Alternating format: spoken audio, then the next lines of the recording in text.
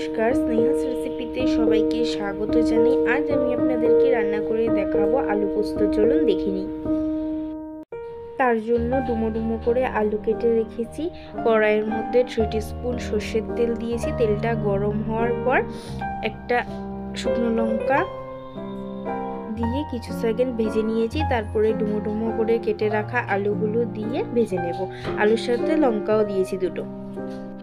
আলুগুলো ভাজা ভাজা হওয়ার পর লবণ দিয়েছি স্বাদ অনুযায়ী, হলুদ গুঁড়ো 1/2 টিস্পুন, জিরে গুঁড়ো 1/2 টিস্পুন দিয়ে মিশিয়ে নিচ্ছি। মশলার সাথে আলুটাকে কষিয়ে নিয়েছি। তারপর দুটো টমেটো দিয়েছি। টমেটো দিয়ে কষিয়ে নিচ্ছি। আবার আলু ভাজা হয়ে গেছে। এখন আলুগুলোকে সাইড করে পোস্ত বাটা দিয়ে কষিয়ে নেব।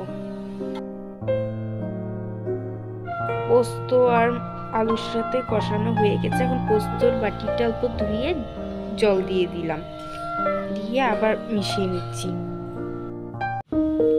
এখন তো শীতকাল, তাই নতুন আলু উঠেছে, তাই নতুন আলু দিয়ে আমি আলু পোস্ত করছি।